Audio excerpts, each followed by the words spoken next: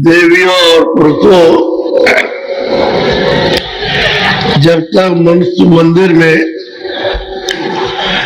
आपको रास्ता नहीं मिलेगा तो कभी भी आप परमात्मा को प्राप्त नहीं कर सकते, न अपनी जीवात्मा को स्वरूप को पहचान सकते हो। जब मनुष्य मंदिर में दरवाजा मिल जाएगा और महापुरुष बताएंगे ये दरवाजा है, इस विधि से, तरकीब से, इस उपाय से खोलो, तो दरवाजा खुल जाएगा। वो लगा हुआ है काल भगवान का कुल कहते हैं ताला। अब कुंजी जिनके पास होगी वो उसमें से लगा के खोल देंगे, और कुंजी नहीं रहेगी तो ताला नहीं खुलेगा। उसने बंद कर रखा है, दरवाजा ही उसने बंद कर दिया। और बगैर महापुरुषों के पहले तो कोई जाता नहीं था, अब जब महापुरुष आए तो इतनी सुविधाएं जो मिल जाएंगे तो चाबी दे देंगे तो ताला खुल जाएगा।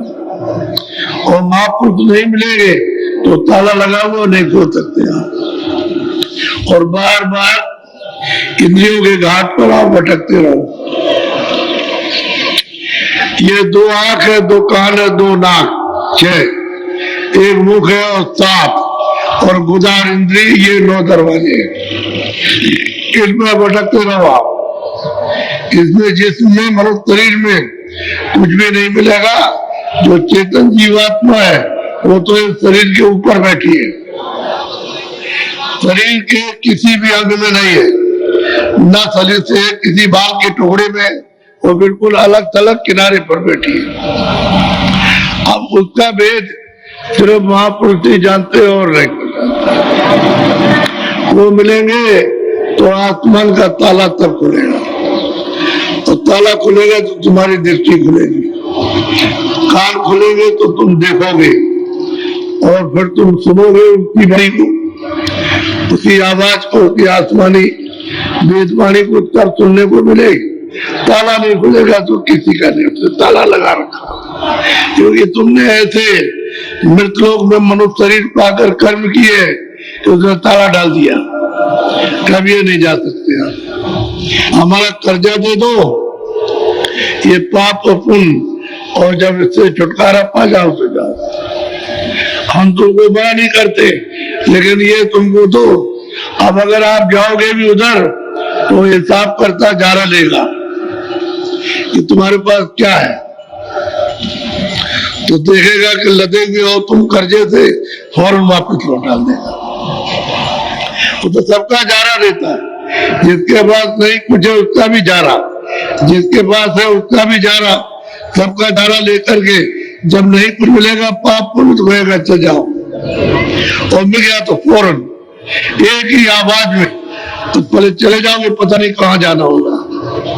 ऐसी भयंकर और खतरनाक उसकी आवाज है, ताला डाल रखा, उधर कोई जाता भी नहीं। अब ये आपके ऊपर दया है कि मनुष्य शरीर आपको मिल गया, और ये अधिकार मिला है आपको कि महापुरुषों की खोज करके उनसे दरवाजा पूछ के ताला खुलवा लो। ये अधिकार आपको मिला है, और जब ताला खुल जाएगा तो उसका कर्जा समाधा हो जाएगा। समाधा होगा क्योंकि दृष्टि खुलेगी, कान खुल जाएंगे, समाधा हो जाएगा। चाहे पाप होगा या पुण्य होगा, सब कर्जा जाओगे, छुटकारा पा जाओगे। तो इसमें से कोई कोई छूटता है, बाकी तो सब बंधे पड़े हैं, और ताला लगा हुआ, उधर कोई जा नहीं सकता।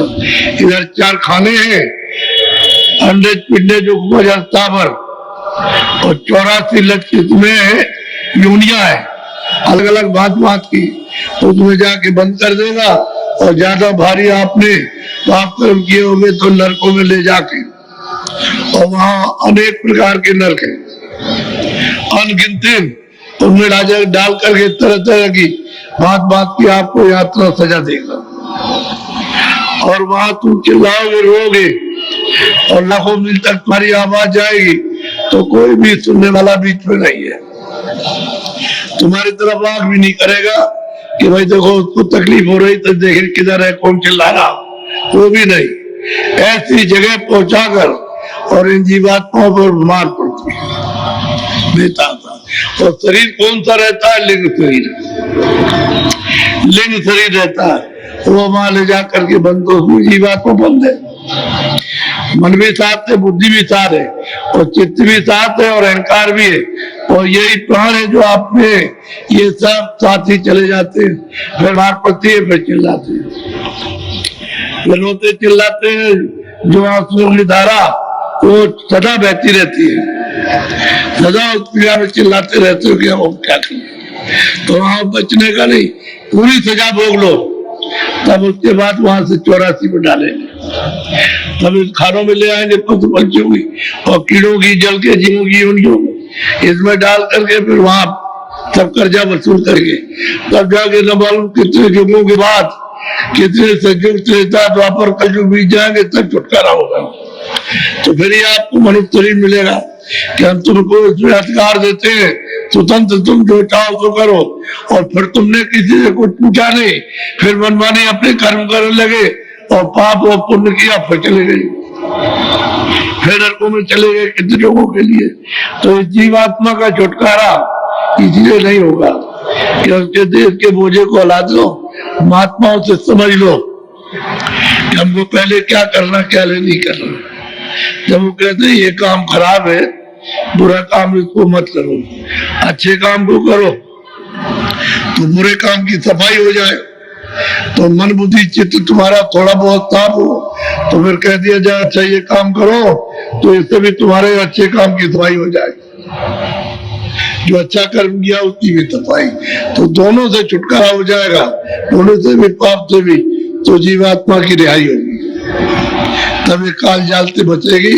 वैसे कोई भी यत्न उपाय नहीं इसके बचने का। तो मैं थोड़ा सा प्रमाण आपको सुनाऊंगा।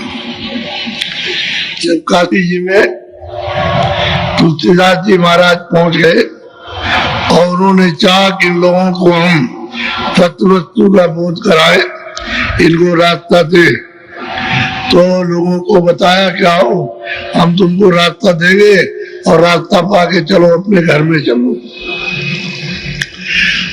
तो लोगों ने जब उनकी बात को सुना तो उन्होंने कुछ लिख दिया और लिख करके विद्वानों को दिया कि भाई तुम सोच लो अच्छी तरह से, तुम यहाँ के लिए मनुष्य शरीर में आए हो। तो वो विद्वान कुछ नहीं समझ सके, अपने स्वार्थ में लिप्त। जब स्वार्थ के कुएं में डूबे हुए हैं तो उनको महापुरुषों की उस बात का और ज्ञान का क्या बोध होगा।